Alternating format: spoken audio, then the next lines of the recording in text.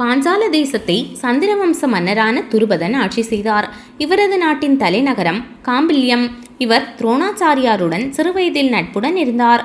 இருவரும் பரத்வாஜ முனிவரின் ஆசிரமத்தில் பயின்றனர்.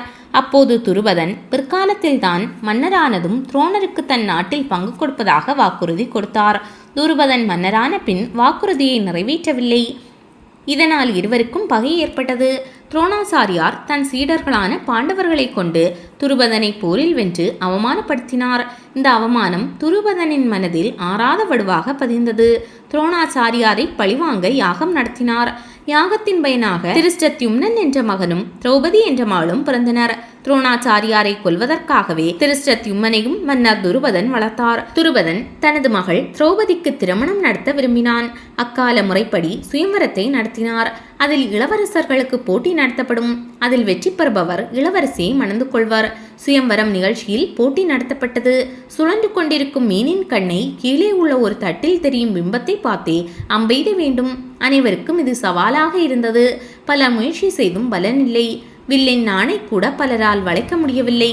கர்ணன் போட்டியில் பங்கேற்றான். அவனது வில்லாற்றல் அபாரமாக இருந்தாலும் திரௌபதி அவனை திருமணம் செய்ய விரும்பவில்லை. பாண்டவர்கள் ஐவரும் அந்தணர் வடிவில் சுயம்வரத்திற்கு வந்தனர். அர்ஜுனன் எப்படியாவது வெற்றி பெற வேண்டும் என ஆர்வம் கொண்டான். அதே சமயம் பக்தியும் பணிவும் அவனது மனதிற்குள் குடியிருந்தன. சகோதரர்களிடம் அனுமதி பெற்ற அர்ஜுனன் வில்லை எடுத்து நாணேற்றினான். அவனது பார்வை முழுவதும் கீழே இருந்த தட்டில் தெரியும் மீனின் பிம்பத்தின் மீதே பதிந்திருந்தது. அந்தணர் வடிவில் இருந்த அர்ஜுனனின் திறமையை காண ஆவலாக இருந்தனர். அர்ஜுனன் அம்பை வில்லில் பொருத்தி நாணை இழுத்து குறிப்பார்த்தான். அவனது உடலும் வில்லை போலவே வளைந்திருந்தது. அவனது அம்பு மின்னல் வேகத்தில் பாய்ந்து சென்று சுழலும் மச்ச இயந்திரத்தின் கண்ணை துளைத்தது. அனைவரும் ஆரவாரம் செய்தனர். துருபதனும் திரௌபதியும் மகிழ்ச்சி அடைந்தனர். வெற்றி பரிசாக திரௌபதியை மணந்தான். இதன் மூலம் தன் திறமையை உலகிற்கு நிரூபித்தான். பின்னாளில் பாண்டவர் கௌரவருக்கு இடையே குருஷேத்திர போரில் பாண்டவர்கள் வெற்றி பெற்றனர். மூத்தவரான தர்மர் நாட்டை ஆட்சி செய்து வந்தார். இந்நிலையில் ஒரு நாள் அர்ஜுனனும் கிருஷ்ணரும் தேரில் உலா சென்றபோது தன் வில்லாற்றலை பற்றி பெருமையாக, கிருஷ்ணா, என்னை போல் வில்லாளி யாருமில்லை.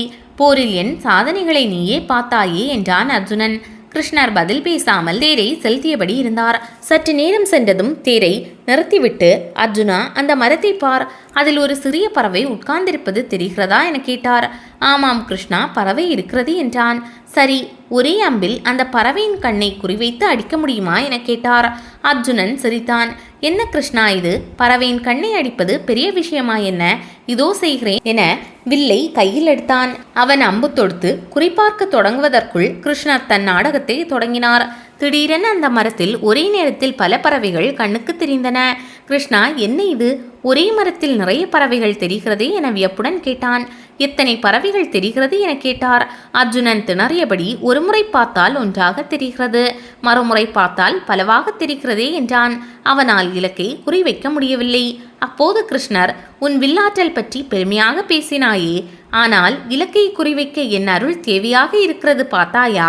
நான் தெளிவான பார்வையை அளித்தால்தான் உன்னால் எதையும் சாதிக்க முடியும். எந்த ஒரு மனிதனுக்கும் திறமை மட்டும் போதுமானது அல்ல, புரிந்ததா என சொல்லி சிரித்தார் கிருஷ்ணர்.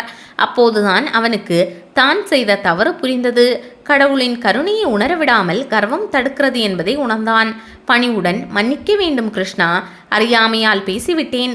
உன் கருணையின்றி நான் ஒன்றுமில்லை என்பதை உணர்ந்துவிட்டேன் என்றான். கிருஷ்ணரும் மன்னித்தார். பிறகு மரத்தை பார்த்தான். அப்போது ஒரே ஒரு பறவை மட்டும் தெரிந்தது.